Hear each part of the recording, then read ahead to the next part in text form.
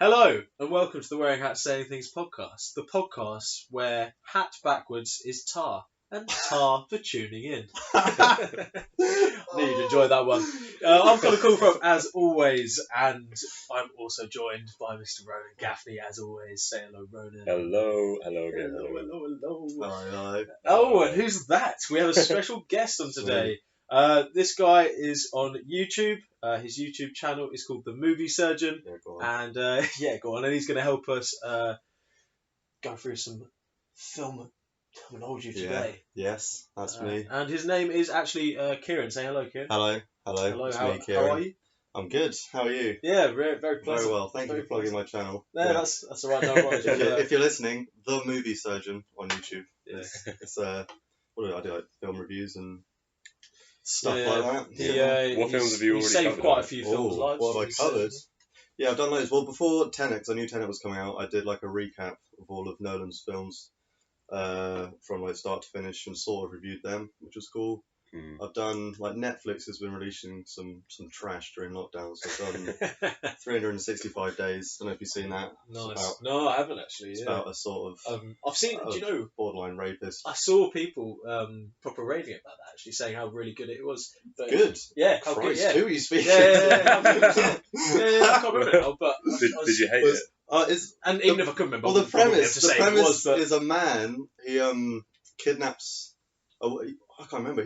He saw a woman in his dream, and then he sees that woman in real life, and then kidnaps her, and she has 365 days to fall in love with him, and then he'll let her go after 365 days, and then he just holds her hostage for like a year or so, and then I won't give spoilers. I've actually I've listened to the video actually that you did on that.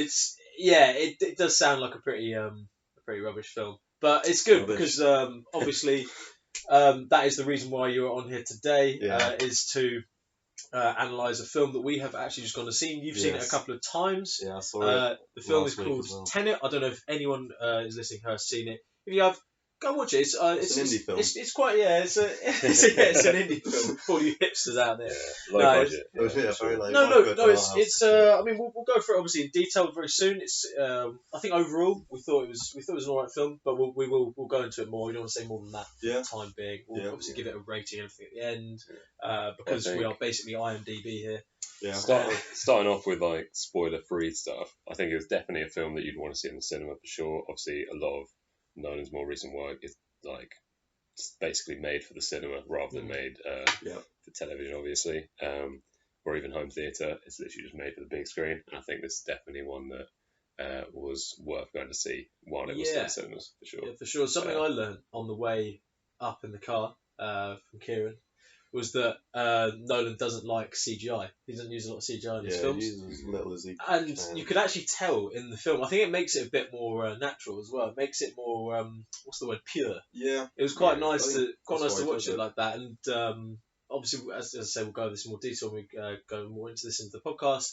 But a lot of the shots he did were, like he'd just like playing backwards or playing, but it was very clever sort of shots. Oh yeah, because it's not really a spoiler, it's about time travel. You'll have people moving forwards in time and moving backwards in time in the same shot, which I think a lot of other directors would just be like, let's just block the green screen here. These lot can be running backwards. But I don't know how they do it, but obviously some people have choreographed and practiced running backwards, and then they'll just like flip the footage over and make it run the wrong way, so it works. I think I noticed there was a couple shots when, when you're running and your elbows come up. Yeah. And then there was one shot where someone just had their elbow was overdoing it. And they were they were going a little bit forward, and then their elbow was like above their head, and they were like, and it was like, I don't know, it was quite funny to watch. It didn't really take me out of it. It was just something I noticed. Like there's a bit, when the boats are all going backwards and he's doing the pull-ups, and then he stops in the pull-ups and he walks back inside.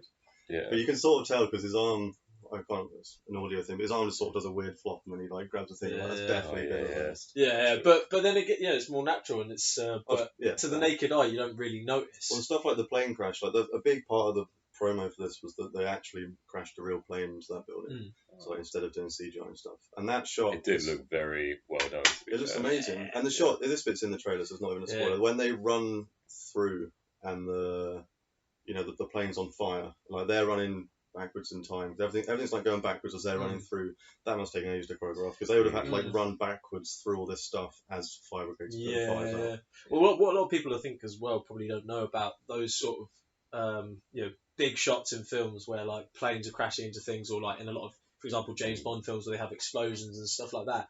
Most of the time you might only get one take on it, and then if you mess up that one take, do you realise how much money you have just rinsed on that one shot that hasn't gone to plan? Like the planning that goes into those. Usually they take like a whole day to just do that one shot. And they'll be choreographing it for long. That would take They just plonk down loads of different camera angles, or sometimes not even like that. Sometimes it's like 3 different angles, and they like got to make sure they get it. So even if they want to cut between, it's just to have it. So I mean, that was just the first thing you pointed out. One thing that I also didn't notice, there wasn't many hats in this film. No, but I was annoyed about that. I saw only helmets. They're the only helmets. I think there was one guy with a hat, and I very much liked his hat. Yeah. He was like in the army, and he had like one of those flat cap sort of things. But Nice. did his hat compare up to what we are wearing today? So we're gonna go on to the hats, right? So I'm gonna maybe get Ciaran to start actually because he's the guest. I think it's the polite thing to do. So Ciaran, do you want to explain your hat that you've got on today? Remove it from my head, show it to the room because it's very exciting for everyone. I bought this hat here when I was about 8 years old from a well-known shop called Matalan. Oh, which, Is that still it should be more like Hatalan. Oh, you got him! Rebrand. Right, so Hatland. Does it still exist, Matalan? It's still a few. Cool. Well, I wanted a hat. I don't know if I'd watched like a lot of Indiana Jones at the time, and I like just wanted like a signature hat, which made me stand out as an 8-year-old boy. I saw this. I was like, this is absolutely lovely. So it's a bit Indiana Jones style. I'd say it's an archaeologist's hat. Yeah. Probably the best way to describe it. This hat has found some dinosaur fossils before. Yeah, I think if you watch Jurassic Park and you look in the background and there's like a little man digging a little hole, he's wearing this hat. Yes. And then Matalan sold it after that. But it's got a leather strip around the side. I like the leather strip. And no, I haven't worn it for about 10 years, but I used to wear it quite a lot in my house.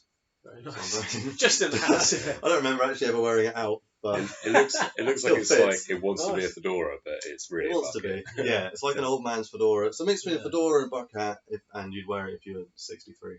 Yeah. Nice. Or 8 years old. Or 8 years old. Yeah. Or a pedo. Yeah, or a paedophile. I don't go near primary schools when I wear this hat.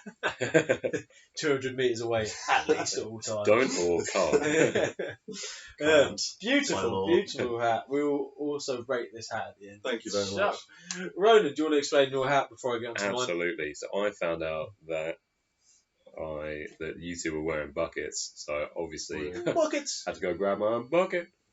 This one's actually from New Zealand. Oh, very nice. And it's got RPM MFG Co. on the front. Because obviously that's what all hats need. In a white little rectangle. And that is the only thing on it. It's just a dark blue, navy blue, should I say, bucket hat. Bucket. And there you go. Yeah, it has got one of the straps to go around your chin. It's got a loose, but I took it out just because that's for when you go on a real adventure. Going down a windy tunnel. Exactly. What does it mean? RP the thing. I have no idea. I'm assuming that RPM. I've got to say it's quite poor. That's terrible hat research has gone into this. I didn't need to know. It was from a shop that had nothing to do with that. It was not like the shop's link name. it to anything. It just has it on it. And what have you done with the chin strap? Is it still with us? Oh yeah, no, it's stored safely. If you go to a windy place, you need to be careful. Oh yeah, the first time I wore it, I decided to take it off, and then I went to the beach, and I almost lost it. I was like, I'm a fool. That was a lucky escape. My heart rate's just gone. That was a lucky escape. All right, my blood pressure. But you also right. So I also have a bucket hat, and I've got to say, I think this is my favourite hat I've worn on this podcast. Okay, that's a big right. This podcast. Sorry, I'll get too excited. This hat can only be described as a masterpiece. It's a reversible bucket hat to begin with. So on one side, it's just a navy bucket hat. Just nothing about it, just simple navy. But then you turn it round, complete opposite. Navy with coloured dinosaurs all over it. You should have put a trigger. None other than a T-Rex, a Stegosaurus. I don't know my Dinosaurus. Wait. No, Surely there's a brontosaurus. Oh, Diplodocus. Triceratops. Oh, nice. Yeah. There's a few. I'm glad you know. I just made up. There's no Triceratops there. Can't see one at all. One looks like a rhino. Is there a? Oh, it is a Triceratops. Sorry. Yeah, Triceratops. Yeah, I was gonna say. I think, and a what they call Velociraptor. Velociraptor. Yeah. Just going on to Jurassic Park. Yeah, I just couldn't remember the name. I've watched it for years. I've watched the first and third one recently, actually, and they are just still They're masterpieces. cracking. Compared to the new ones, they're brilliant. Yeah. Just beautiful. Well, compared to anything. Yeah, this first one's especially brilliant. But yeah, no. Anyway, sorry, not to take away from my hat, but although we are comparing it with a masterpiece, it's dinosaur themed as well. I've got the archaeologist hat. You've literally got dinosaurs. Yeah, so actually, the only one that's slacking is Ronan. So hey. Mine's a hat that I'm definitely more likely to wear out than you guys. Well, yeah, true. I mean, to be fair, well, you can turn that inside out. I wear this to festivals. Well, you haven't even talked about the. So there's also so there's a secret ingredient in this hat. In that there is a secret pocket inside the hat. Why can't I find it now? It's so secret. It's so secret you can't even find it. I found it here. Yeah, it's a little hidey pocket, which could be used for all sorts of things. You could put your headphones in there if you want to store them there. You could put your rubbish in there if you need to. Oh, who's kidding? People probably use it for drugs. So let's put it that way. But I'm it's definitely a child's hat though, so I don't know what they thought it was going to be. If you're a drug trafficker, that's perfect. Put that on your kid's head. He's straight through the airport, and you'll be fine. You probably hide Madeleine McCann in there. You could probably hide all sorts of things. How do you think she got snuck over borders? So this is my hat. In a hat.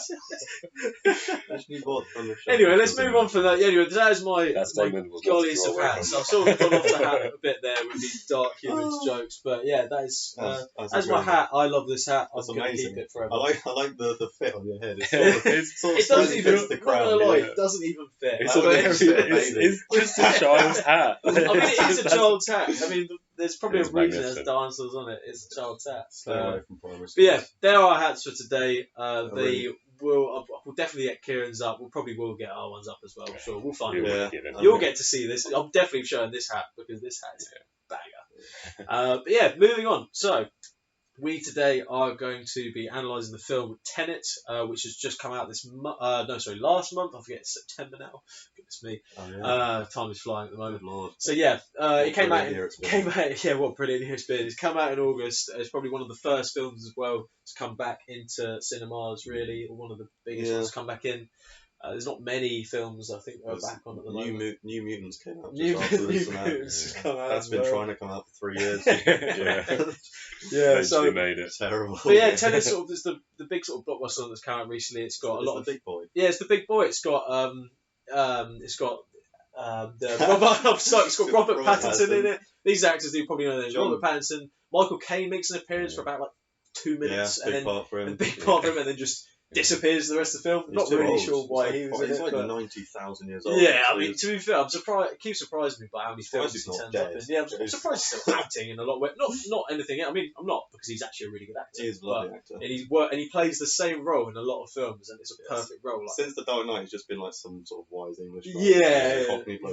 That's exactly what it was in this one. And then he need to speak to a certain Russian.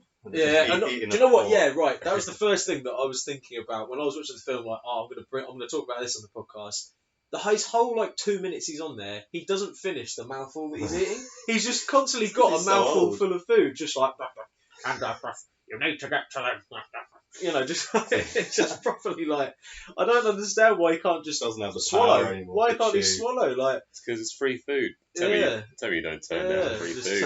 And then so to make matters worse, what's the protagonist's name? John David Washington. Obviously, yeah. So fantastic to make matters worse, John did really well in this. I think. We had Kenneth Branagh. I don't know if you mentioned it. Oh yeah. He plays the antagonist. He's pretty good actually. Yeah. The first time I watched it, I thought it was a weird casting, just because he's always friendly. He's just not Russian. I just see him as it's Kenneth Branagh. He's nice. Like in Dunkirk, he just stands on a pier and goes, can't wait to be home. And then in this, he's like, I would kill you. It's like a weird mix, but. Yeah, I think his accent was pretty good though. His accent wasn't bad. Yeah, it wasn't sometimes when you have actors put on accents, it really does. It just sounds distract you. Yeah, it just sounds weird, and you don't really know how. It's not that it's very bad, but it's just off.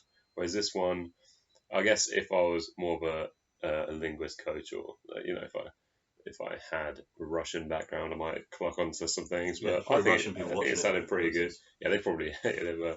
But I think he did a pretty good job, and he was good at being menacing in the right moments, but also you didn't absolutely hate him. I think he kind of played that well. He kind of walked the line. It wasn't like an absolute evil. But I think just a Russian villain is just a gimmick, though. I think that just let me down a bit. I was like, just any other country, as soon as he starts speaking, it's like, oh, great. Yeah, it's the classic stereotype come to life. It's like again. It's a lot of things in this film. Like Nolan's tried to, he's taken the spy genre and mixed it with his own stuff because he loves time travel. But he's like taken the cheesy bits out of the spy genre and just sort of stuck them in your face. So it's like Crazy Russian Man. It's like just make him. Could be Swedish. Could be from anywhere other than American. Russia. Yeah. They even had part of it in Oslo, weren't they? In Norway. Yeah, that was where some of it was placed. You could have even had it would have made sense even to have a Norwegian guy. Not that. It might have seemed a bit out of place to have like a Norwegian gangster as the main. He's trying to do different spy stuff. So I guess would you say this is a spy thriller then? Because I definitely would call it a spy film. No, it's not strictly. It's not a gadget film, so that's kind of what I assume with it. No. I'd probably say it's about. I'd probably say it's a spy thriller. I'd probably say it's the best way of putting it down. Because it definitely is a thriller with the amount. I'm a sucker as well. Something I love about these sort of films, like I'm a big sucker for time traveller films. Yeah, we love Doctor Who. I love things. I love Doctor Who as a TV series, and I've always loved like the Back to the Future films and that sort of thing. Anything that involves time travel, it's my kind of cup of tea, Yeah. And so instantly I thought I'm going to be right at home with this film. But it is you can't take your eye off it for a second. If you're off it for like 30 seconds, you can miss a crucial part and that's it, and then you're lost for the next 20 minutes. To me. The first time I saw it, I'd watch. Let's think, like the bit where they go into the. We do spoilers now. Yeah, I guess. Well, any last words before? Yeah, so I guess anyone who. This is your warning. So this is your warning. If you don't want to get hit by any spoilers, then. Either turn off now or go and watch the film and then listen back at this point. I say our response is definitely positive, right? Yeah, I think overall it's a positive response. But I enjoyed the film, but I have problems with it. That's my overall summary. But that's good because we have more to talk about. Yeah. So it was just good. It was just good. We just turn the mic off. Yeah, it's for okay, it was a good film. Nice. Cheers, guys, and hats off to you. Go and watch Noddy. Yeah, Noddy and Postman Pat. I love Postman Pat. No spoilers about Postman Pat then. So this is the warning. So spoilers are coming in fast now. Alright, yeah. So when they go to the art gallery and to do it's not the art gallery, that place that is an art gallery in an airport. Well, the first time they did that, I just either zoned out or I just didn't hear it properly about what they were doing there. So then that whole time I was just like, I don't know what they're doing. I don't know what they're doing. And it was like that happened at the end when all the armies are running in. I understand now what happened after the second watch, but the first time I watched it, I didn't know why the army was there or what they were doing there. Yeah. And I didn't really get the end. And sort of by the end, because I've been trying to work things out so much, I was like, I actually don't care. Yeah. But after the second watch, my opinion has You don't want to get too lost in a film where it's the point where you're trying to work out so much that you just give up. Yeah, it's good.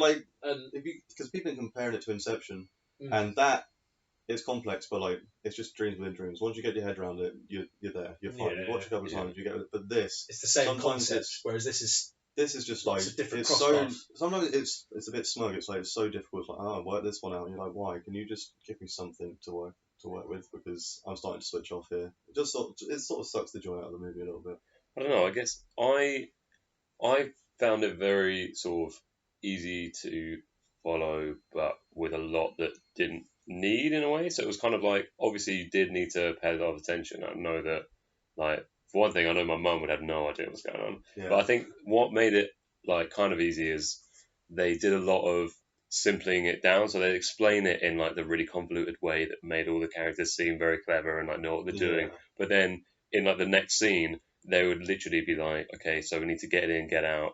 I guess now we are in spoilers when he's talking to her at the end before they go on the big the army comes in.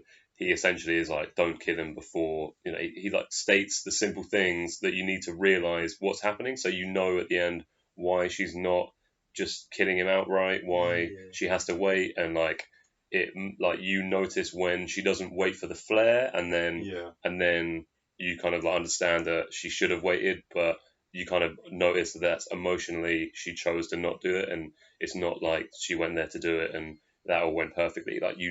So it's those small things where you can understand that little bit without needing to understand everything. But I do think whilst they explained everything, they kind of like rushed the explanation. But I think obviously that was a little bit because of the characters literally being like constricted, like in a rush, and it was also like some things that you didn't really need to linger on. It's like when they did the bungee into the building, they didn't need to spend like 10 minutes being like convoluting a plan. They just said like bungee, that could be your way out, and your way in, and it was like, okay, that's cool. And then they just do that. They don't, it's like they don't need to explain like how the bungee works or like why they can't do anything else. They just kind of state you won't get out alive. So they so you immediately realize that it's like high stakes.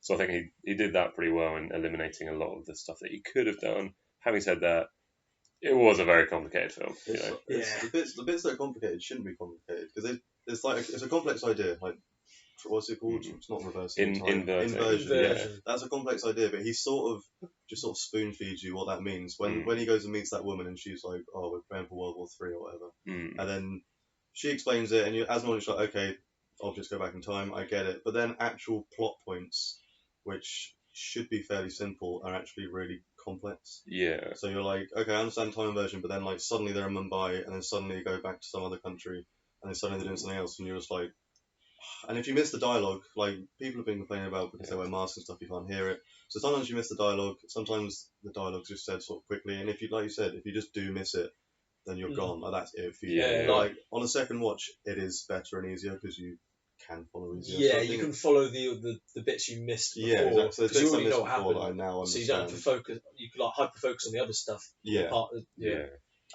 Whereas before you're sort of trying to get a grasp of the entire thing. Yeah. Like, it is one of them. I think that like probably is better to watch it a couple of times. Like, the first time I watched Inception, I was like, I don't really like this, and then after like it was probably like 5 watches, I was like, I like this. So it's going to take me, I think, a few to like get me there.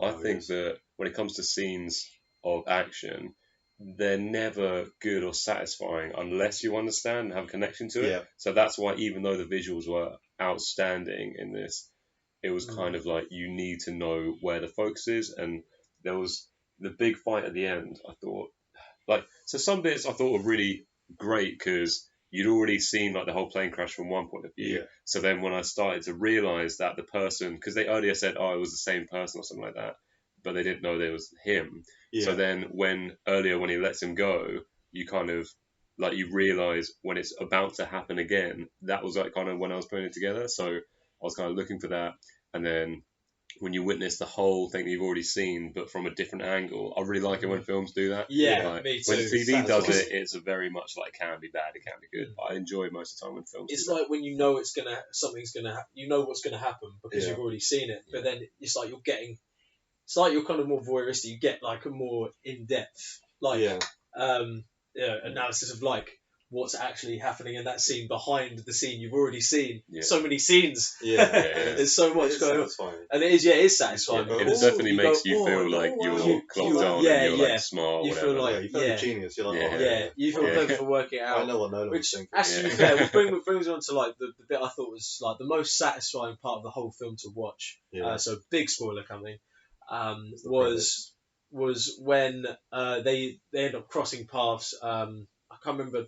Like it's Neil and the protagonist. And the protagonist. He's just called the protagonist. I don't even think he has a name. Which is like a. Are you sure? Yeah. I think he is. Because I googled it and it just says protagonist. Yeah. I was going to say I was thinking like, oh god, this is bad. I don't know his name, but yeah. Well, the difference is like she when he first meets Kat, the tall woman, she's like. He says like a name, and then she says something, and then he's like, no, and just carries on. Like he doesn't actually ever reveal his name.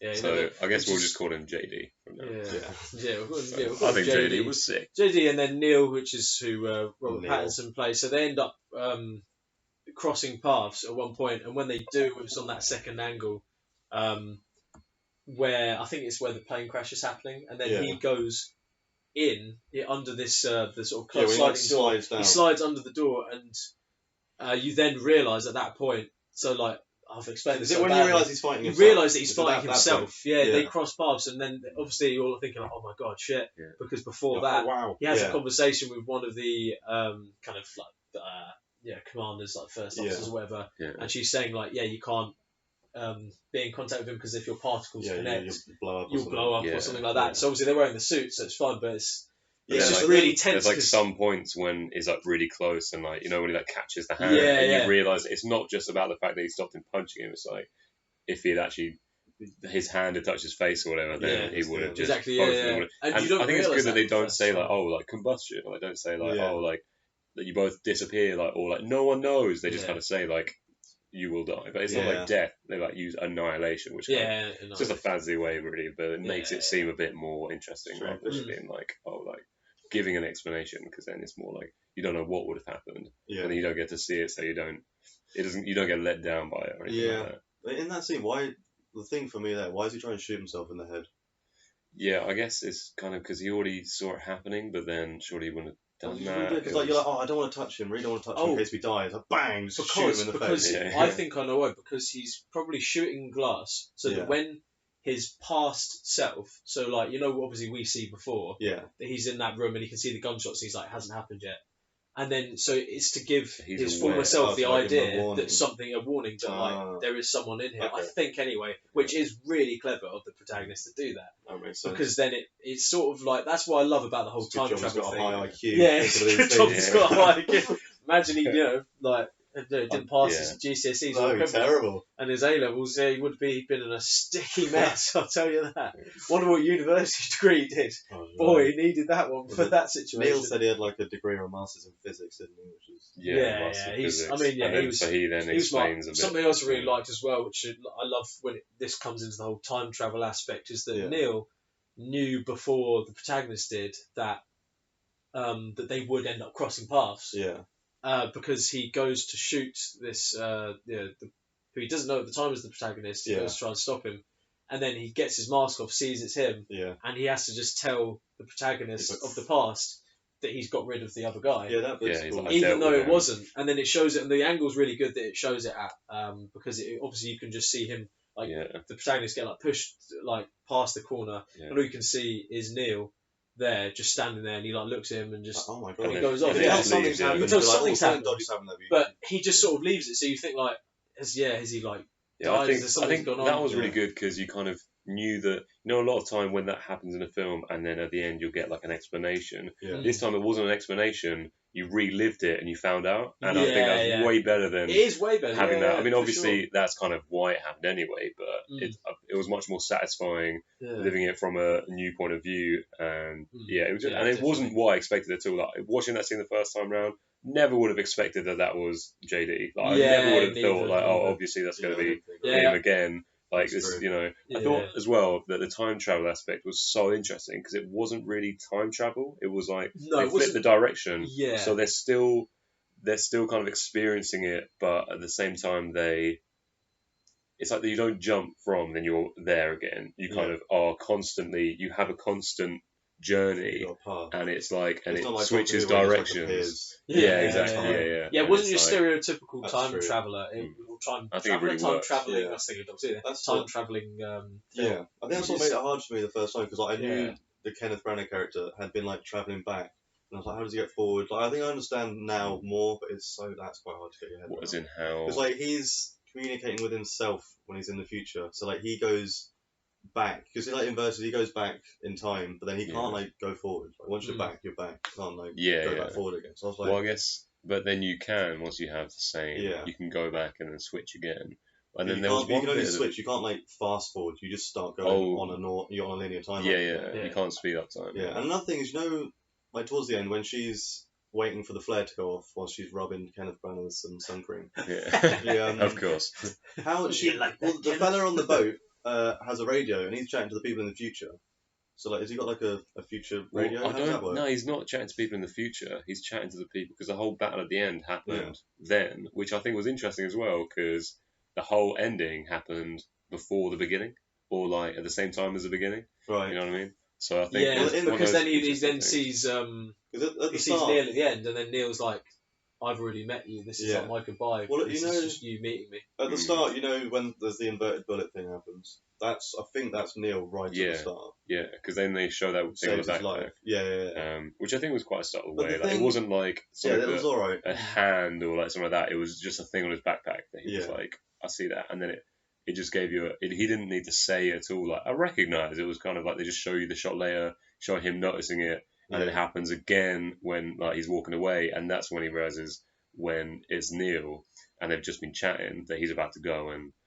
I still get lost by that part. Like at the end when they're going to get this algorithm thing. For me, there was just too many men in masks in that little dark room. I was like, after a while, after a few punches, and then someone starts going backwards, I'm just like, you lost me. I actually don't know what's going on. And then they're like, oh, look at his tag. And it's like, oh yeah, it's the same tag as Neil. Oh, I just didn't really know what was happening. I get this. Dragged them out of a hole with his van. It's just a bit silly. Yeah, you get the gist of it. I mean, from you, considering you've seen it twice as well, and you're still like, there was too many there. Well, just like the second time that wouldn't have changed. There's like 3 blokes with matching outfits and masks on, all fighting in a dark room. It's like, I can't keep up with that. Yeah, they could have definitely done better there on the lighting. Well, I think no, not the light. The light was lit fine. It was perfectly shot, but it's like when you've got like a close up of 3 men fighting, and one of them sort of going backwards / has died, and then like runs off. You're like, wait, actually, who's just done what? It just and it all happens so fast. Yeah, that was actually something I saw. Was a lot of it was a lot of quick shots, which obviously that is obviously action films. That's fine. But sometimes I think it was. Yeah. I felt like it had been. I felt like he'd maybe shot like a 3.5 hour film, and Warner Brothers had gone like, this is way too long, and he just had to like just axe a load of stuff. Yeah, because it's so fast. It's so fast paced. That's why I got lost the first time. Because it's just like bang, bang, bang, bang, bang, bang, bang. This is happening. This is happening, and you just like let this film breathe just for a minute, please. Yeah. Just where you bit mad. It would just have like one long, like a wide shot that looks great, and then it'd be like, anyway, back to the dense stuff. Yeah. However, it must be said that because obviously nearly all of the shots were just actual shots. It wasn't. Yeah, it was all on camera. One of the things that I really enjoyed too was the car scenes. Yeah, I thought they were shot. Immaculately. I couldn't. When I first saw it, like, 'cause that was obviously in the trailer, and it's like one of the best things to look at in the trailer. I thought, it looks mad, but then when you watch it the first time, I was like so, like, really underwhelmed by it, because I was like, it really didn't really feel like it meant anything, and then it's like that whole thing happens so that they could like throw a crate across the car into the other one, and then when you see it again, and then what I really liked was realizing that he had already seen himself, so he knows that he's like, so he gives the actual, was a part of the artifact, he puts that in the car with future him, because he knows that that's like someone he can trust, and then he throws the crate across. And I thought that was a really nice thing to only show in the second reiteration, just to show that actually the whole time he knew that he was going to do this. So then, but if you blink, you miss that. If you like have half your eyes shut, that's it. You'll miss it. But and then they do like some crash, and then for some reason flames like freeze things, and I'm like, they didn't really need to do that. And it didn't look like, said, like when they had both explosions going in both directions in time at the end in a big battle, I was like, surely this is all just flame. Like, I'm not seeing any ice. I'm like, surely if a flame works backwards, like, how does that extract heat? I'm not a physicist. It's probably very simple. I think there is plot holes there, because obviously, the fire became ice, then later on they blow stuff up and then do it backwards. So it's kind of like you still get the explosive nature of it, but like, would you explode and freeze stuff? Although, having said that, there were some bits, like there were 2 bits that I want to mention that I thought were like outstanding, having seen that you've seen all this stuff happen, and then one bit is like JD's running, and then he steps on a fat slab of concrete, and then the slab goes back up, and he flips him back, so he lands, and then he's like, oh, and then he has to like run on, and I was like, it just made it so, it was like, just, you could only have that in a film like this, and then in like, I don't know, like a few minutes later, more danger comes into the whole thing when that happens, because you then think like, crap, like they could just die from like a bit of concrete just flying backwards, literally through time. And they could just could kill loads of people. Like, I was thinking, like, early on, like, imagine that just happens really early on in the film. He just dies because a bit of concrete just hits him in the head. Like, game over, done. That's it. Why did they bother blowing up the building You know when they blow up the building? No, they unblow up the building and the top blows up. Yeah. Do they do it? Is there any other reason apart from that looking good in the trailer? I think, but yeah, first of all, it looked amazing, and I was like, I'm glad they had it no matter what, because I didn't, But then I think it also they could block anyone else from going down that tunnel or something like that. Yeah, but then that still didn't make any sense because they didn't want them to get locked in. It was silly, and also there was these two armies going and fighting. I was like, who are you fighting? I didn't see the other team. It was blowing up shit. It's like who are they trying? There was like one man in a hole, and there was one bit where they ran just past other people going in not they were all going in the same direction in time, but they were just kind of running past them, and then they was like shooting. And with that whole scene, you've got one army going forward, one army going backwards. It cuts to one army going forward, which is like the red army or the red army, and the blue one's going backwards, and it cuts to them. It cuts and cuts and cuts, and you're like, I can't keep up with this unless I have Christopher Nolan sat here saying, well, this army's doing this right now, and this army's doing this right now. Like, nobody can sit there and keep up with that. You just have to sit there and go, because at the beginning, she's like, oh, don't think about it, feel it, or whatever. You're just like, it's a shame Christopher Nolan was busy, actually. I knew I was going to get so confused when she says, like, don't try and understand it. And I'm like, so you can't even explain to me, and you're explaining to the main character what it is. That's Nolan breaking the fourth wall and just going, just ride with this. I know it makes no sense whatsoever, but just accept feel it. Yeah. But that was actually really I thought, now that I'm actually watching the scene where he gets shown why these inverted objects do as they do, I was like, okay, now I'm going to understand. And I understood absolutely nothing. All I understood was things go backwards. And I was like, is that really the only thing to understand? Because maybe it is. But I'm like, it didn't feel like that was the only thing I should have understood. I felt like she was giving a grand explanation for it. And then she was saying and it was like, oh, like Third World War. And he's like, nuclear holocaust. And she's like, much worse. Yeah. And then it's like, but what? And then later when they're saying, oh, they'll destroy like the whole world, like everyone will die. I'm like, how? Because I'm like, is that because everything will go backwards? So therefore, like they say you can't breathe oxygen. They could have just been like, well, things like that happen. Like we can't live as you can't live going everyone who's currently going forward will then immediately die because everything else within the whole world will start going backwards. Yeah. So that way it would kill everyone. If they put that in, I was like, is that how? Am I supposed to work that out myself alongside understanding everything else that's still being There's explained? loads of things that he's just left like, oh, you need to work that out for yourself. That's why it annoyed me, because it was so vague and there was so little character development, which I get he does that deliberately, but it's like, you need to, the guy's called protagonist, we don't know anything about him, don't know anything about Neil, don't know anything about anyone, don't know anything about what the weapon actually does, don't actually know what Kenneth Branagh actually really wants to do. And it's like, don't actually know how people die if the world ends. And he's just sort of like, oh, you need to just work this out, just enjoy the ride of the film. So you need to tell us something. Yeah, I get that. Sometimes you leave things unexplained. It needs to have mystery, but not the point where you're just like, what? Exactly, mystery's good, enigma's good, brain damage, but not that much. Just not to the point where you feel like your own brain's been suffocated, and you're in the film as if the world had just died. But I do get what you meant. Like there was can't really think of any arcs in the entire film apart from Kat. Is it the woman? Apart from maybe she went from being helpless to then taking charge, but she also kind of got forced to do that. I didn't really see like an arc there. It was more like. Yeah, she was more just explain actually, because Nolan's got a thing where not all women, I don't want to generalise, but like in Inception, like the woman is just pathetic and mopey and dies, and her character is just a dead woman that just reappears in dreams. And in this one, it's just another sort of just sort of helpless. She's in an abused relationship, which is so stereotypical, and she's just sort of helpless, and all she does is just sort of mope.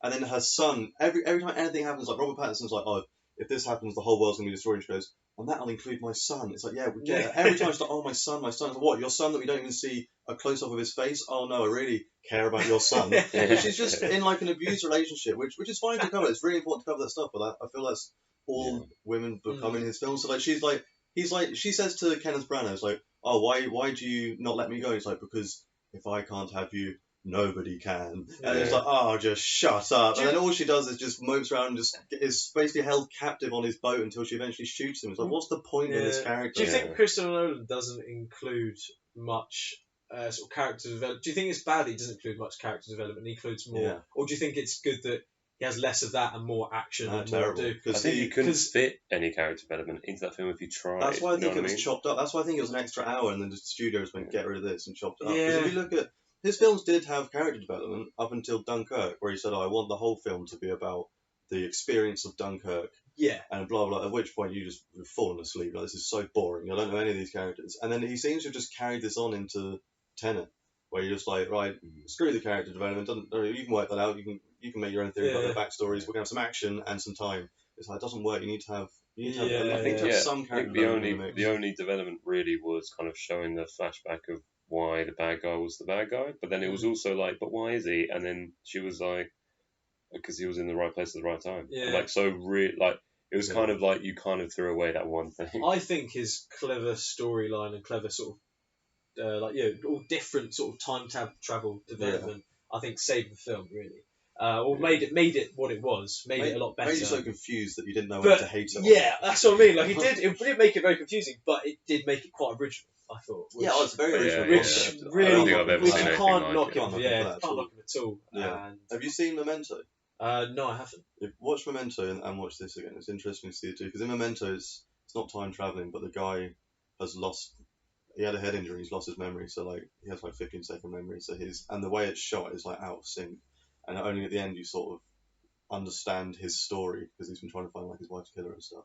And this one, I thought it'd do. I thought it'd get to the end and you go, oh, I get it. But at the end, Patterson just goes, you're going to meet me in the future and sort of be my boss. And then that's it. And you're like, oh man. So like the time thing is good, but it's like, it doesn't conclude. It's just a jumble for me. Do you know what I mean? Yeah. It's just like a big spaghetti mess of time travel. It doesn't tie up. There's no loose ends time travel can be a bit of a spaghetti mess, but at the same time, you need to make it clear, more concise for the audience. Yeah. Even if it is supposed to be confusing for the characters, it should then in essence be like as confusing for the audience, but like not more confusing. Yeah. It's weird because sometimes like the dialogue treats you like you're 6. Like they'll tell you like we're going to do this exact thing right now, right this second, exactly what we're doing. Yeah. And then like 10 minutes later they just like jump between things. Like you need to either treat us like we're 6 or just do something else. I don't know. It's just all hit in between, you know. It's just I think it's all over the place, really, like tone and pace wise. The whole. Okay, so I really liked the whole, and it became quite pinnacle later on. Yeah. You know when they have the plane crash and then they go to the museum for the art. But I thought the original reason why they went there is to steal that art painting. Yeah. So the original reason why they went there was to stop Kenneth Branagh's character from having any kind of hold over his wife. Yeah. And I still don't understand why that was so integral. Because I get like from a human perspective, you want to be on her side and want to save her, but the whole like style of the film, I don't want to get like into this just yet because I won't speak with that. But like when he's there because he's like a sort of absolute spec ops like CIA like professional, and he gets picked for being like sort of like the best of the best who's like willing to do anything. I'm like, then surely there are other ways to do it. Like it's way bigger than her. So I still don't get why she was so crucial, other than I was like, maybe it's a love interest. But then it was like, of course she's going to be a love interest. Of course. But then also it wasn't. Yeah, it was like, am I supposed to be thinking they're going to get together? Yeah, again, he wants. It's just Nolan's always like some just pathetic woman that makes you want to punch the screen, and then all the men are like, oh, we got to save her. Oh, it's like. Well, having said that, the one in Ellen Page in Inception, I think it's Ariadne. She is like the opposite of that. It's like Mal who's like really, and then it's Ariadne who kind of like saves everyone. She's kind of there being like, no, like she's kind of like one-ups Cobb. She's just like, you need to do all this. Yeah, like, she's you like, can't be doing doing this. Like trying to chase after his stupid wife. So I think like, she's stop. she's a really good example of like, But it doesn't make sense because all of Nolan's films are produced by his wife Emma Thomas. You just think at some point she'd be like, can you just write this female character not as an absolute moron? Like, just helpless. It's just some helpless, pathetic. Oh, my son. It's like, oh god, just do something else with it. It's so boring. I could see that he was trying to use like he tried to use the innocence of the son to sort of and the son create this sort of effect of like the son. But as you say, like it was just a bit. It just made her seem a bit whiny. She's like, oh, my son. Every time anything else, like, oh, the world's going to end. But what about my son? It's like, yeah, your son's in the world. We get it. But it's like a much bigger picture. That's what I mean about as well about like getting to know the characters a little more. If you've got to know the son a little bit more, Yeah. and like we saw a bit more on screen action, Yeah. even him just Just do like acting one a bit cute more. thing that's Something like just very one- childish and silly. Yeah, just and then, one cute thing that like, could have made the audience, or us, the audience, go like, then Tell me I what want the him to son's die. face looked like. Yeah. I have no idea. Absolutely. He could I have could tell you had he was a white. big nose and a beard. I would have no idea at all. What I think that could have been a perfect spot for is, you know, when he turns up after he like was supposed to get beaten up, he turns Yeah. up to the school when she's about to pick up her son, and they're face to face, and he's like, "I told you, I surprised you." And then you know, like, Yeah, I that's so think that would have been stupid. such a perfect time for him to make a connection, like not to like have a conversation with, but for the kid to come out Yeah. and then do something silly, and then say something about his suit or something like that, and then maybe like hold his hand or like do something really silly, but Yeah. they gave him a stake in them both suddenly changing it to be like, okay, this is really personal. Yeah. Because otherwise, I felt like he was basically being like just throwing so much away for this one woman, and I'm like, you're supposed to be like a spec ops guy, and there's so much around. Also, I want to say, the guy from Kick-Ass who's in it? No.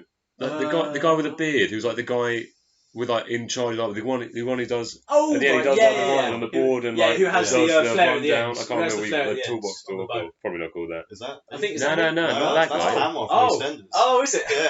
Oh my goodness, yeah. How did you guys not know it's Kick-Ass? I've seen Kick-Ass like once. I've seen Okay, Kick-Ass, well, I just he's in. can't- I I've seen can't it remember years ago. what else he's in, but the guy is from that. I think he's really good, and in this Yeah, I he like played the bearded, shaven head, like army officer who goes in with him at the end. You know, it's like the three guys at the end. I know Neil, you mean. JD. that Okay, I guy. do know what you mean. He was yeah. Kick-Ass, and I was trying to, halfway through the film, I realised that's why I know him. And I was like, that's why I love him, because I already love him. I thought his character was really good. Yeah, he And I was thought cool. his, like, troop and stuff. Yeah. I think, like, he kind of Yeah. floated the name, and then later on, the name, like, beginning with P. I have no idea. Like, I think it was like it sounded like prostrate. Prostate. Prostate. I mean, hello, I'm prostate. It sounded like pretty much that. I can't remember what it was. Probably something less. Probably weird than thinking that. of prostate something because he less- has prostate cancer. You know, the end, the Oh, evil shit. Russian Yeah, yeah. spy. Oh, it's pancreatic, wasn't it? Was it pancreatic? My Yeah, bad. yeah, Not I'm a prostate. doctor. But yeah, I thought that was I'm a like. surgeon. Yeah, exactly. Sorry, Yeah, not a Yeah. surgeon But like for no reason. suddenly that was like a whole thing, and I was like, so we got introduced to like Tenet, which I still not sure what that actually means. If that's just a code word or whatever. But then they introduced them to them, Yes. and you don't actually know what like they are, and they never got really a rundown. It was just like, oh no, they're the good guys. Oh, Neil's one of them. You're like, Yeah. oh, so they're Neil's boys. Like, Yeah, they're just That's Neil's boys, and then at the end you're like, oh, at the end you basically discover that John David Washington, protagonist, is the head of this sort of new empire of these people, so which that he he's doesn't like know the yet. origin. Yeah. But I feel that's just a bit of a cop out. So then, like when they're like, oh, the backup's coming, it's like that was obviously already pre-planned and they already knew about it. It's just like, just saves you having to explain all these people are. So later on, at the end, you can just say, oh yeah, in the future someone employed them. You know what I mean? It's just a bit like, It's like, oh yeah, well, he's about to go and do everything in preparation for what he's just done. yeah, everything's about to happen. You know, so it's like, I think it's not actually going to happen in the film. I think they do get away, or Chris Nolan gets away with a lot of stuff because of the whole time travel thing. It means he doesn't have to explain as much. Yeah, I mean, But it's then also like those are things like that you lazy? didn't want to see. You know what I mean? I didn't want that in the film. Him going back and like starting this whole thing. yeah, you don't need to see all of it. But there are bits that you But cut out. like in that way, it wasn't lazy. because obviously he includes stuff. Like he probably just, I guess, isn't lazy. It's more just like I don't think it's lazy. I better think time he gets of putting lost things in it. in. But But it's like I think he gets lost in it a bit. He spends so much time on making this backward stuff happen and work that he just sort of forgets to develop characters properly or do stuff. Well, they're kind of like they don't really have many characteristics, and then the ones that they did have, I was like, so all right, so you know how JD is, so he was like such a badass, just cool, and he was like the first mission he just did well good, like. And then, like, to open the film, fairness, actually, and then he gets like done. played the but character then, really well. Yeah, I can't but then fault the you know acting. when he gets in the really, fight in the good. kitchen, and they're like, there's three or four guys or something like that, Yeah. and then he goes from being like sort of helpless, feigning it, and then real good music for that as well, really good music use, where he like suddenly turns it on, beats them all up, and then I'm like, where does that go for the rest of the film? He was like not Superman, but like he was an epic fighter, against loads of people. And then that was the only time that I actually saw him do that, because then later on you see him get like captured and stuff, and it's like, why are you fighting back now? Like, surely you could try and take these guys. Yeah, I was expecting something on that scene. Actually, I was expecting him to fight back, because obviously he's on that. He's like spying on them when they get the because he goes to that fancy restaurant with Michael Caine, and then after that there's that fight scene. And in fact, no, that's before. Sorry, it's before that, isn't it? Before that, yeah, I think it's before that even, where he's in that restaurant with the bald Russian man. Yeah, with the bald with Russian the tall man. lady, Kat. With Kat, with Kat, and then all those men, the Russian men come around, and he's like, okay, goes into the back, and then looks like he's gonna get like a meat cleaver to his hand. Yeah. And then suddenly, just out of nowhere, just mashes them all up. He doesn't want sick them. fight scene. Well, that's the thing, but that was it. Yeah, that is true. Because when he's like spying on them later on, when they pick up the stuff, whatever they pick up, the bars, he just gets punched in the face and beaten up and dragged out. And then he's just being held like loosely by two guys. I'm like, I know that you show me that you could get out of this. Are you strictly not doing that because of her, like being like her could be, and also I spotted one point. He wanted to get dragged out. His IQ is so high. So well. He knew he was going to get dragged there. Be able to pick up the brick and wipe a bit of dirt, so we could analyse that later on. Of course. It's right, his brain hasn't exploded. In his GCSEs. He didn't have to fight back. But I did notice at that one point when they're both walking into the room, I spotted someone walking backwards. And then I knew when they got into the room, I was like, I really want to find out like who that one person was who was walking backwards when all of them. You know the room when he shoots Kat? Yes. And then they decide to go back in time to save her and stuff like that. Which I was kind of like, so is that the only reason why they're going back in time? Because it seems like you have a big job to do, and that's actually why you're going back in time. But is it really because you're saving her? I don't know. It wasn't like it was a bad thing, but like I'm saying, it wasn't clear. But yeah, like when they were walking into those rooms from like the docks or whatever, I spotted someone walking backwards, and I was like, it was like really like enticing. I was really just like, it like put me on edge. Just like, okay, so something is about to go down, like time wise. And I was like, I just thought that was well good. That's true. Yeah, that's true. And I just think it's worth saying that I did really like pretty much all the performances in this. I think Robert Pattinson, and JD, them two were just so good to watch together. Like I'd happily watch. I'd happily have that whole film with just them two. You know what I mean? It was awesome. Definitely one for the girls if you want to go and see this film. He does look pretty sharp in this film. I can't lie. I cannot lie. He looks pretty sharp in this film. Plays the role well. Obviously, we've seen him do. In Twilight, yes, obviously he puts on the accent, American accent. I know, absolutely. Obviously that's his. Much better than Tenet. Much better than Tenet. But I saw the King. It just shows. Have you seen Lighthouse? No, I haven't. Watch the Lighthouse. That is. Is that silent or is that? No, it's not silent. But it's in black and white. Yeah. And I don't know what it was shot on. It was shot on really old cameras, really old lenses, shot on film. And they built like a lighthouse on this sort of island, and it's just him and what's his name? Green Goblin. What's his name? Oh, I can't remember his name. William Dafoe. Yeah, those two sort of just getting drunk and mental. Yeah, William Dafoe is so great. He's hilarious on that film. But watch Lighthouse because it shows like Pattinson in Twilight is just teenage. Yeah, of course. Film, but watch him in Lighthouse. It's a weird film. Some people hate it, some people like it, but his performance in that is really good. Well, yeah, it was nice to see him actually in. I know he's in the occasional action scenes and things like Harry Potter perhaps and things like that. Not that there's a lot of action. There's a lot of CGI. He's been in some great things. Because that is obviously CGI, but he's been in a lot of really good films, and I think this is probably even one of his best ones. He really was. He played his character really well, and you wouldn't maybe expect it in this sort of genre of film, perhaps. But I think he I do kind of want to mention him in The King as well, because he plays the French prince. I think it's called the Dauphin. Nice. And he just has this like, he does a great French accent in it that's like believable while speaking in English, and he just kind of like, he's so good to watch in that film. He's so like, even though he's the bad guy, he's so good to watch. And I think I definitely preferred him in this, but because this is just he got more screen time, I guess, and his character was like literally supposed to be likable in this. But I think him and JD, I think, was really like the whole time you were on his side. I agreed with what he was saying, and then when he worked stuff out and he was said about like having solutions or whatever, I was just like, I'm not surprised that at the end he was the one to go back and originate things. But it was kind of a weird thing having that, but I think he did really well in this as well. Yeah. And hopefully, like, we'll see him again in more stuff. I'd happily see him. Definitely. Very impressed.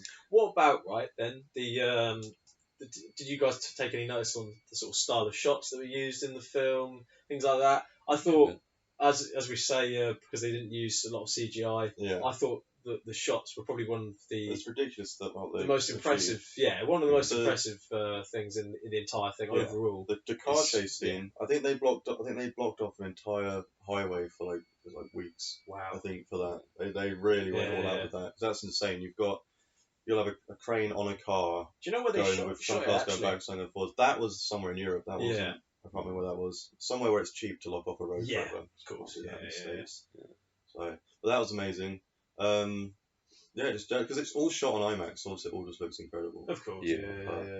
I think there was some really good. I think with the title card when it came up, I really like that. Like, because I think that was one of the few times they punched in real close, and it kind of you really got a sudden shake. It was the cyanide tablet or a similar kind of thing. I think they mentioned like suicide tablet. Yeah, in fact, the opening was. I think that was done really well. And it was like really close to Tenet, and I was like, the opening definitely sets it up to be a mad film. I think the opening is amazing. I mean, it's a really good opening, but I don't really get it. Yeah. So it's like, like they, because he goes in with like, I can't remember what happens now, but then he gets kidnapped by the Russians and then takes the cyanide pill that just knocks him out, and then he's back with like the CIA. So I didn't really like get who was on what side. I don't get why that was like. So I guess it establishes that he's like, you know, one of the best, and like he decided to divert from the mission to save all those people in the audience. Yeah. But you don't understand what it was, like just a random terrorist attack. It wasn't led to anything else in the film. I think they had that. He had that conversation, that really cool line where it's like, the world is twilight, or like, and then what was it? No friends at dawn, or no friends at dusk, or something. Yeah. So that was really cool. And then I thought that was going to go somewhere, but then it all got out of the window. I was like, did any of that matter, or was it just a test? Which didn't seem to really be necessary. They got him to kill himself to then save him and then be like, now you're worthy of a word. Yeah. And it was like, is that actually that whole opening? Yeah, I forgot about that. I thought that at the start was going to mean something later on. Like it was going to be some like code word or something because they were in the same like forces. Maybe, I don't know. Yeah. And then it just. Well, they say you'll need this word Tenet, and then they just don't mention it again. Yeah, it's just considering your film title was Tenet. Well, yeah. Does he grab? Because I feel like he grabs part of the algorithm, whatever it's called, in that opening scene. Yeah. So is he going in, and then the Russian or the terrorists that come in, is that this crazy Kenneth Branagh's Russian mates? Yeah, I think so. I think they're supposed to be, because they're obviously going around and gathering. They're like gathering all the like the 9 bits of the. Is it an algorithm? Is it? I think it's called an algorithm. I can't remember. It's just something beginning with A. Together. Yeah, it looks really weird when they assemble it at the end. It's just like one stick, and I'm like, I guess that's important. Yeah, right? But it was cool that you didn't. It was just like, because it's future technology, and it looked good. It looked rusty. It had a nice look to it. The same look, like the actual time machine. I think it's worth saying that looked well. It looked like one of those things that's been hidden underground for years. It was like an old like thing, like an old war artifact. And obviously, considering it's like he's trying to stop World War III happening, it almost looked like an old World War II like gadgets and things. It's nice that it wasn't too high tech. It wasn't like it was quite nice, and it had that sort of World War, that war kind of feel to it. Yeah. Which I've only just thought of that now, but it works quite well. Yeah, like an underground bunker, sort of big metal sliding doors. It was basically just like a magical revolving door. It definitely fit the theme quite well, actually, that bit. So hats off to Nolan on that. Hats off to Nolan on that. That was actually the boy. That was actually pretty good. I'm glad I'm wearing my sun hat because the sun's in my eyes a bit. So I've worn this sort of. Don't do this. Yeah, this is what his hats do. Before we rate hats, then, what are we rating this film then out of 10? Obviously, we've said the camera shots were amazing. Obviously, shot on IMAX. The storyline is good, but it's definitely lacked. It's lacked a bit of explanation. I think it was over complex. It's over complex, and it's like style and big effects over substance massively. Definitely. Yeah, I think they did really well with the characters to make the characters interesting and make them really watchable. But like I said earlier, there wasn't much development from the beginning to the end. None of them really seemed to change. Yeah. And then it kind of ended with, this isn't the end of the story. Yeah. And her son, we were like, we need to care about her son. We need to protect him. But like, didn't even see his face. So it's like, wasn't that the last shot of the film as well? Her and her oh, son, no, like, that was stupid ending where the woman from Mumbai is sat in the car with one of her mates and they're about to take out the tall woman, and then you see he just appears in the car. Yeah. Oh, is Cat and the Child walking off? You see them having a good time, but he just like appears in the car. Like, he can't teleport. He can. But he can't teleport. If someone climbed into the back of my car, I'd know. But that did happen. He opened the door and shot a guy. No, he just appears. I took it as he opened the door, shot a guy, and then he just appears because the shooting happens. She looks up and he just sat there like, hello. I get that the last shot with Kat and her son walking off is the whole like, old child innocence. If they got shot, I get that it's a cliche, like, and it's like a good one to put in, but. Yeah, apart from that, that's the only, and that's probably the only time. It's probably the most you see of the sun, really, in the entire film. Apart from like the very long shot on the boat, you're like, it's just stupid. You're not really focusing on the kid that much on that.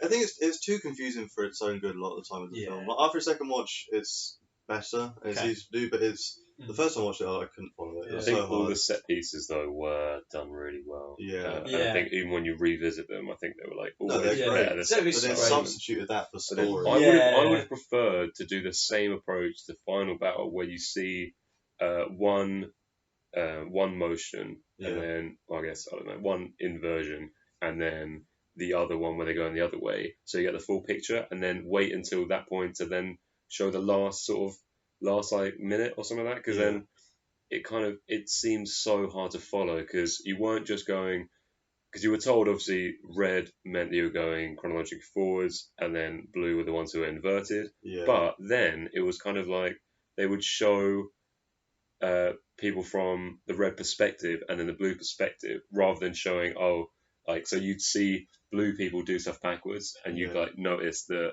they're but you're always going in the same direction. So I think that's why it just threw off so much. It's just so you didn't have blocks of this and then blocks of that, so you never really found your feet in it. And then when it got to that bit where Neil kind of sees the things vibrating, and you and then he kind of notices that they're about to get like blown up and stuff like that. I was like, that was kind of cool, and I liked it, but it would have meant more if you were more invested in that version of it. If you were used to them approaching it with everything going backwards, you know that they're fighting on like that kind of ground. And I also didn't get why, because it was like very like hard to picture. If you're shooting, say, an explosive and it happens, and is your explosive and everything that it affects happening in your inverted time? Because it was kind of like explosions were happening forwards and backwards next to each other. And it was kind of like, I just didn't get how, like, because they had already explained that it had different consequences with all these physics and stuff like that. So I was like, how is it kind of just, now you're just putting them forward back? As soon as you start to think about it, it just sort of falls apart. But it was just it was just great to watch. And then when they did, like you were saying, like, he was completely, he didn't really understand why they were like blowing up the bottom and the top and like doing it backwards. But it was great to watch. You know what I mean? But it happened. I was like, I wish I knew why. Well, it's like it's like with the plane. Like they crash. They're talking about crashing a plane. It's like, that bit's a little bit dramatic, and they have to crash a plane into the thing to get the fire alarm to go off. It's like, if you're gonna do that, just get a guy with a little bomb to go outside the room and make the fire alarm go off. You don't need to crash a plane. You've already done that so that it looks good in the trailer, and everyone goes, "Oh wow, do you remember that scene?" It doesn't actually do anything. And I felt like, the amount of money that, wasted budget having cars getting moved by a plane that's like, and they don't stop it, you know what I mean? Like, I'm not saying that wouldn't happen, but like just having all those minis. All that time, all that money on that, when they could have spent an extra 3 weeks on the script and like actually written. Or just like, had like scenes where you got the characters' motivations correct, and like you got something about JD. Like, I did kind of like how it was very simple, and like, all you had to really understand was he was a CNI agent, but I don't want that. I don't want it to be a 2D character that I like. I want it to be a 3D character that I make my mind up about. Because I'll probably still like it. And then I also thought it was a bit cheeky of him to refer to him as the protagonist, and then be like, "Oh no, there are other protagonists," and he's like, "But I am the protagonist." And it's like, stop saying that word. So I know you're a film geek, Nolan. I know you're good at this stuff. You don't need to say that you know the jargon to an audience during a film. It's like you're giving us the most simple thing for us to work out in black and white, yet you're not giving us the rest in black and white. Come on, man. But right, scores. I'll go to Ciaran first. Out of 10. 6.5. Yeah. I agree. For the reasons I said. Sorry, I don't want to go into a tangent again, but 6.5 because I enjoyed it. Not gonna say I hated the film, but I think it has quite a lot of problems. A lot of issues. I'd say at least a 7.5 because I didn't seem too. I didn't seem too confused by like the big things, and they kind of made it clear before they did the rundown, and then they kind of reminded you. So just in case you had missed it, of course, or something like that, they kind of reminded you. So this is the end game. So we're going in here to get this is one point, and they're like, so what's in this room and stuff like that. And I think it was just so good to watch. The people were good to watch. I think his directing for the acting as well was really good. They didn't overdo it, didn't underdo it, and I just did really enjoy it. So I wouldn't rate it that low. I'd say 7.5. I saw your reaction. I'm only saying 7.5 simply because, definitely enjoyed it. When you think about it, there's a lot that I just want to ask about and think about, and it's too much. Yeah, there's a few things you do need to pick for sure. I think my rating, 7 at the highest, probably a 6.5 though. With Ciaran, more just as well because if you do take your eye off it for 30 seconds, I did at one point, and I don't think I missed anything. I say that I don't think I did, but I did think then crap, I wasn't looking for about 30 seconds there. I was not looking, but my mind was elsewhere. And dialogue, and that's what I mean. You miss something, and that's it.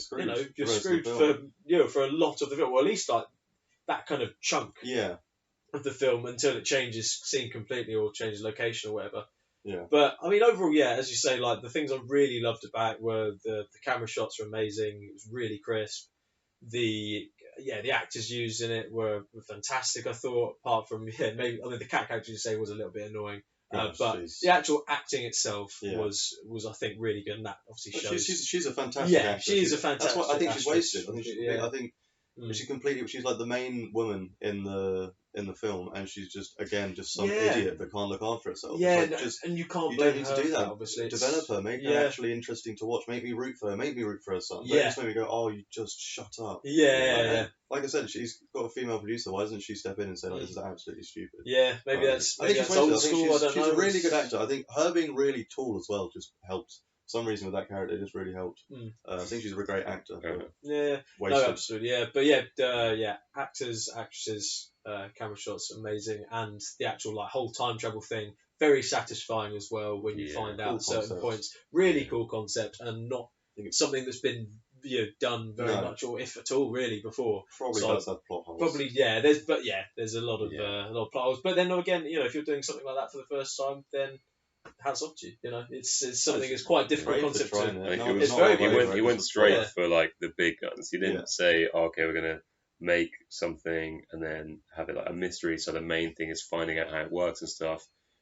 It was so integral to a lot of the film that it wasn't trying to make this big time machine it's so mystical. It was more they know how to use it. They use it a lot, and then the end of it is actually completely weighed differently because they explain to you, the future. I think that was also one good thing. It was why would the future want to kill us? It's because we, completely wrecked the planet, so they can't actually live on it, so they have to live in the past. I was actually, that is pretty good. That's a pretty good reason why they would want to do everything, because they blame us for ruining their planet, so then they turn it back in time. Because we've all actually still. Then they can't exist. No, I think that's because then they said the whole grandfather theory. Grandfather paradox. So I think they kind of were we believe it to be true that you can do that. So I'm guessing that maybe someone destroy the world, destroy the world so everyone dies, but then the next generation will still be appear out of thin air. And no. So they've already been generations to come. Yeah. So now they're going to cut back in time. Yeah. And all of the people who were alive then will be suddenly just in the past. But also it was kind of would they all need to live simultaneously backwards until the point, so everyone would be there twice until they get to the point back in time where they've ruined everything, and at that point it would be only the people who are going inverted. I don't know, but then it gets to points they said it was worse than a nuclear holocaust. So if they go back in time and do something that's worse than a nuclear holocaust, you've destroyed the planet beyond recognition, or you've turned everything back so it never existed, or whatever you've done. So then you can't have a future generate. Like, that's the thing. This Yeah, whole thing. that's what I mean. Yeah, it's complete. Who knows? If Who you knows what would happen? think about it, it's ruined. Yeah, you can't think about it too in depth, but then you have to think about it because it leaves so many unanswered questions. So you're probably right. I don't know. I have no idea. I kind of got it, but I got their simple explanation of it. Do you know what I mean? And it was kind of like, I guess if they believe that they can survive the grandfather paradox, then I'm like, then fair enough. That's their gambit, because either way they're in a dying world. But it was kind of it was. I think a lot of it is because you have to spend the same amount of time going back a week as you are in the week that you just had. Yeah, it's kind of like you can't jump around. You have to just you can only go be existing in the same. And I was kind of like, where would you fit in all these things? You know? Yeah, and you can't. It would just be, like, say you go back in time for a week, then everyone else is a week ahead. So like you're stuck there forever. You can't hop back forward. That's why I got lost. I was like, but then because they found a different thing. There was actually one bit I kind of just assumed. Oh, they must have just gone because when they go back in time for the first time, like as a group, and then they're all stuck in Version forever. So then they have to go to a different the machine, and then they would all have to go back to normal. So that now they're. And then that kind of seemed to happen off screen, but then at some point it was like the boat and all that was going backwards, and I was like, so now, have they just always been going backwards? And I think it could have been a bit more clear at which points which people were going which direction and why. You know, because I thought it was fine. I thought it was fine, but I think that would have definitely helped in part of the clarity. A lot clearer. I think we've definitely covered the fact that it's just a very, very unclear, mind-boggling film. However, it was enjoyable. It was worth watching. Worth a watch. I would say to audience listening right now, it's worth the watch. What's the risk? Yeah, it definitely is. I probably will see it again when I get a chance to. And just so, just so I can dissect and see how much more of it. Watch on Blu-ray subtitles as well. Yeah. Also, I'd love to rewatch that scene with Michael Caine and see what he actually says that matters, because it seemed like Nolan just obviously loved working with Michael Caine before as Alfred, and he clearly was just like, part in my film, I want it back. I want more star power. Like, want to help my film sell a little bit better. And it was kind of like, because he was in the trailer and stuff. Like, I don't like it when people put stuff in the trailer. It was like, the new Godzilla that came out with Bryan Cranston after Breaking Bad. And it was like, it was a big part of the trailer, and instead, it was a guy from Kick-Ass in that, I swear. I can't remember. I don't know, but basically he was not anything. He was in the first little bit, and then it was it. But then he kind of like in the trailer, it was as if he was like a huge part of the film. Like one of the leads. It's like, don't lead me on like that. Just show the people who matter to the film, because it's their film, and you should be doing that for the actors' sake, no one likes a little. Well, maybe people do like a tease, but no one likes that sort of tease. That's a wrong kind of tease. Wrong kind of teasing. In the trailer, it looked like he was playing Alfred like he does in Batman. So he was like, I heard you want to speak to a certain Russian national. You're like, okay, this guy's in charge of some things. But then, he's just eating a steak. There for 2 minutes, eating some steak, mumbling his words because he's got his mouth full for a whole 2 minutes. It's like, I really like the steak. It's lovely steak. You need to get a better suit, young man. And then he was like, English are like the kings of snobbery, and he's like, no, and then he comes up with that, he's like, no, we're very much it's in our favour or something like that. And I was like, did that line just like, now you're just like taking the opportunity to call English people snobs? And I was like, was that, he just said you need a better suit. It's true, you were going to meet a billionaire in like a suit from whatever he called it. I was like, you could have made it like a bit. It just seemed like he was like such a character, but you didn't care about the character. You didn't care about what he was saying. You didn't understand what he was saying. So why was he there? I don't know. Just to sell tickets. Yeah, I think that was probably one of my biggest things. They just used Michael Caine uselessly, and I'm like, I very much didn't like that. At all. Yeah, I wasn't a fan. I was not a fan. Although I did like it when he was like, can you box that? Because it kind of was like, he's a normal guy. Yeah, you know what I mean? And then it's just like, absolutely not. That waiter was being rude and miserable stuff. The action was good, but I wanted more like good fighting, because the choreography of some of it was really good. Oh, and so I was like, amazing, so when it comes to the big climax, I was like, oh yeah, it's probably going to be some really good stuff, not just explosions and guns and just bullets that you don't even see if they hit, and like, I was like, just don't. They're all wearing big masks, so it's just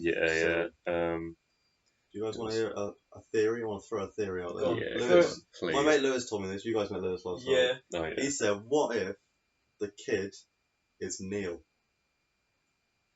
Okay. Get your head around that. Yeah, because he's saying reason, because then Catherine would be his mother, which just makes it kind of interesting, and that would give him more of motivation to help her. And he would then get to know him more. The protagonist, goes back in time and obviously meets Neil way more. I don't know what. Because way further back in his timeline. So he could have met. He could have met Neil when he was a kid or a teenager and explained all this stuff. So I think it's theoretically possible that the kid is Neil, just as like a little nugget. I don't know if that is because the one thing that Kenneth Branagh's character, which I keep calling that because I don't actually know the guy's name, the Russian bad guy, the antagonist, stereotype, protagonist and stereotype. So I think he said, my greatest sin was to bring a son into the world that I knew was doomed to die. I think that kind of disproves the fact that, like, obviously he sees their son, so I assume that, not that it was a fact, but, he didn't show it, but I assume that it was his, like, they conceived the baby, and I just don't think that would have then made it possible for it to be him, because it would have been like genes and all that stuff. I just don't think that it's so Neil would have to like. Also, I don't think that would bring. I don't think that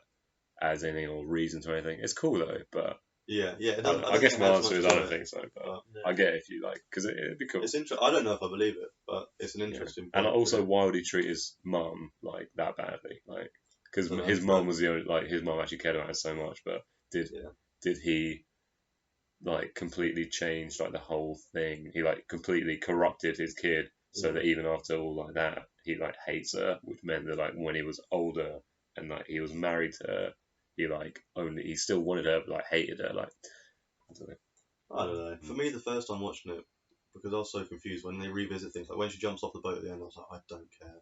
Like, you've actually just annoyed me with how confusing this film is. And at the end, when they're like, oh, I'm from the future and you're going to employ me, I was like, great. It's good. When are the credits coming? But like the second time around, I'm like, I enjoy it a lot more. Well, I did find that really interesting, knowing that when I realised that Neil had switched his time, and then I saw him, and then being like, shoot him in the head. I was like, I don't really get why he told him to do that at that point. Like, it seemed a bit weird, but the fact that he kind of like chose then, he was like, oh, I need to go the other way, and he was obviously still going to go do it. Did he invert again? I can't remember, but I just found that like really quite interesting, like quite sad, because obviously you root for that guy. Like, he's been helping out, and like JD at one point he's like, who are you? Like, are you really my mate? Like, turns out he's always been a good guy. He's always on the right side. So then I found like that was quite a moving thing. But then because it was so wrapped up in confusion and like so much going on, you didn't really get to feel the death. You didn't really get the emotion of it, because if you'd seen him die at the end, that's what like, then that would have been still alive technically. Yeah, because then you just see him. Oh, so he's surviving. So, and I was like, oh wait, so does that mean that actually he does survive? Because they could just put his body in the machine again and then turn him so he doesn't go back and kill himself. I was like, is he actually gonna die, or is that his fate? And they had a few really weird but cool sounding things like our ignorance is our strength, and I was like, that doesn't mean anything really. It was like you're just basically saying ignorance is in you don't write anything down. Is that what you're? I think there's a lot of things that you, as an audience member, you go, wait, what does that mean? They just go, ignorance is strength, and you're like, oh, I guess I'm just supposed to forget about my ignorance. Your strength now. Like, is the film good because I don't know what's going on? Yeah, exactly. It's stupid. It comes again to that thing of, oh, don't try and think about it, just feel it, and you're just like. But also have something that I can follow. But at the same time, I want to know what is going on. Well, if you have a scene that's there to explain the laws of the film, don't like. I should be able to come out of that scene knowing things about the film, other than just having like a really vague explanation. It was kind of because you can see it with like really simple concepts. Because that is a very simple concept. It's just they don't explain it very well, and I think that they could have done maybe just a large set piece where it was very confusing, and then JD would have been like, what just happened? And like Neil could have like explained it to him. So then they both know how it's going to go down later on when they go to do it again. I don't know. I guess there's a lot of possibilities saying that kind of thing, but I think it could have been done way more simply. I don't think the concept is so complex that it couldn't have been understandable. Agree. Yeah, you know what I completely mean? agree. It didn't need to be as complex as it was at all. It didn't need to, with the concept and what happened, with literally the whole plot. You didn't need to leave the cinema and think, what the hell just happened? At all. You didn't need to do that.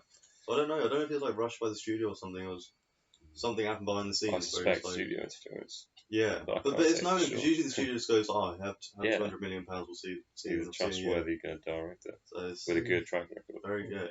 So I don't know because I didn't really like Dunkirk. I think the general consensus when it came out was positive. I think it made a lot of money as well for one. So it was mixed. It's like this. It's completely mixed. Some people saying it's shit. Some people saying it's amazing. Yeah. That's why the rating of it well, it's subjective. Like Dunkirk is a fantastically made film. I could not mock it for its filmmaking ability. It's shot well. Of course, everything blah blah blah. Cinematic and it's realism as well. Yeah, it was very true. It's amazing, but it's subjective whether you actually like it or not. I don't think because like in Dunkirk and in this, he's withheld minimal things about the character, which would be useful to know because he wants to concentrate on the spectacle of what the film is, which I think is stupid and I don't like. But some people might think that's great and they do like. So it's up to you. I think that's why you're getting the differing opinions. Well, yeah, because some reviews say it's the best thing I've seen, some it's rubbish, and it's like, well, neither of you are wrong. Because it's one of those that leaves a big matter of opinion, really. Yeah. Which again probably is credit to him because I think that's a good thing to come out of a film. And there is a lot of opinion, a lot of different theories, and a lot of talk. And he makes films how he wants. He just goes, I'm just going to make films, which is fine, which is great, which is what you want to do. You don't want to pander towards people like me going, oh, no, you need to give him more You're not coming out of it going, like, you're never ever going to come out of a Christopher Nolan film, in my opinion, the guy, that was diabolical, that was terrible. He hasn't done a stinker yet. Yeah, even if there's, like, parts of it you think, oh, that stinks a little bit, there's always going to be bits where you're like, that's like one of the best. There's parts in this film that I think are going to be iconic for the next 100 years. Yeah, which I still think with this film, there's iconic parts in this film. We'll definitely see people rip this off. Yeah. Sure. Like just the idea itself, I think is almost a 10 out of 10 idea because it's a very good idea. It's so clever, no one's done it. Yeah. You know. Yeah. So I'm happy to say. And also, besides the fact that it was a palindrome where it's spelled the same backwards. Yeah. Mm-hmm. Tenet, like I still don't get why it was called that. Other than that, and it just like had that hand gesture and stuff. It was like I really wanted to be on board with that because it was like cool and like simple, but then it got lost because there was more and there was more and there was more. You should give out a list of rules at the cinema, so you'll sit down with all these rules, like 100 rules of like what's this film's actually about, and you can follow it. And you go, oh, that's what that hand signal. Yeah, it's an idea. Maybe we should do it. Should do that. All of his films. I don't know if any films have done that before. Then you have a lecturer stood at the front. This is what this scene means. Yeah. Bad idea. You have to like graduate from Nolan school before going to see the film. Yeah. But I reckon we'll call it at that on the reviewing of this film. But overall 6.57ish, 7.5 from Ronan. Yeah, I agree. I'm sticking with my 7.5. Again, as we were saying, it depends on what your opinion on the film is. Some people come out of it saying that was rubbish. Some people come out of it saying that was good. I think ours have been pretty average on the whole. Yeah, if you'd asked me, if I'd done this podcast a week ago, I probably would have given it a 4. Yeah. And I would have probably just sat here and complained the entire time. I think my second viewing has changed my opinion. Yeah. For the better. Definitely some pros and cons from it. Although, because the pros I think were so good, it does definitely bring it up a lot. Yeah, and after a couple of watches, you start to think, okay, I understand it more now. I still think it's got pacing issues. Well, it's got a bunch of issues that I've got a problem with. For sure. And if you did enjoy this review of this film and you enjoy other reviews of films, Ciaran has his own YouTube channel. Do you want to plug it a little bit more? The Movie Surgeon should be www.youtube.com/The Movie Surgeon. Or I guess you'll put it in the description. Yeah, well, obviously we will put a link in the description. I make videos every now and then. We'll definitely put a link to your Nolan. Yeah, watch my Nolan one, and I've got a Tenet one coming out soon. I'm editing it at the moment, but I'm now thinking because we've watched it again, I might remake it. So I should have a Tenet one out either this week or next week, depending on when this comes out. It might already be out, so just go on my channel, subscribe to me. Yeah, go and give him a look. Go and subscribe to him. Yeah, I've got a little cartoon character. If you like cartoons, you'll love it. Yeah, it's not your normal review. There's some good little animations in there too. So do go and check it out. That link will be obviously in the description. Check out all my other videos. Yeah, go and check out his other videos. There's only one thing left to do now, which is get naked. Get naked. So and you can join us at home. Which is rate your hat, which is all you've been wearing this entire podcast. So I've got to rate my own hat. Yeah, so we're going to rate your own hat. So we have 4 different categories. The categories are... Have you forgotten? No. That's the first one. The first one is style. Yeah, it is. It is style. Yeah. I was just trying to, I was dynamic. So, style from, out of 10. And then we'll move on to the next one. What did you just say? 11 out of 10. I think if I walked into a club with this hat on, people would be fainting. Oh, yeah. I think people would not be able to believe their eyes. I feel like that's... And it's so streamlined. When I walk outside, the wind just goes perfectly over all of it. Absolutely wonderful. I think there'd be red carpets out of every site, outside every pub and club in the country if you were coming around. And whenever I'm near an archaeological dig, no one says a thing. They start handing me tools. It's amazing. I'll get to work. I'm master of disguise. Breaks over. Digging up dinosaurs. Style. 11 out of 10. Solid. 11 out of 10. And for comfort, out of 10 again, what would you go for? I'd say an 8 out of 10 for comfort. I like that little feel. Yeah, I had to sort of think about it because it's sort of it sits on my head quite nicely. It's almost a bit tight, and the top is a bit raised, so it doesn't cuddle your head. I like a hat that gives me a bit of a cuddle. A bit of a cuddle. Yeah, and comfort. And if it's cold as well, ears are a bit buggered. But also if it's really hot, ears are saved. So it's 50-50. It's a very difficult world I live in. 8 out of 10. Decent. Solid, yeah. What's the next one? So the next one. These are out of 5. The next The next are out of 5. So the first one, before we go on to the out of 5, you have to answer: is it a formal hat, or is it a little bit casual hat? Is it formal or casual? Depends what sort of archaeology event I'm at. But say it's Bob's. He's retiring after 50 years of archaeology. He's having an archaeology party. It's casual, I'd say it's casual. All the archaeologists are a bit casual. Maybe I'll put a feather in it if I want to be formal. I'd say it's a casual one. You think so overall you think it's a casual? Very casual. Just how casual out of 5 would you say it is? How casual out of 5? Yeah. Well, so 5 is the most casual. 5 is hella casual. So if it was 5, it would have...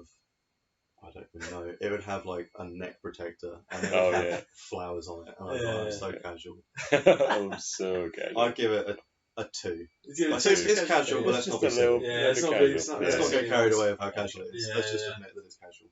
I think you could wear that. You could even say it was a formal archaeology hat and just give that a 2 as well. To be fair, you reckon? Yeah, I think it's 2 a of real both. But mind-bending hat. But probably is a mind-bending hat, much like this film.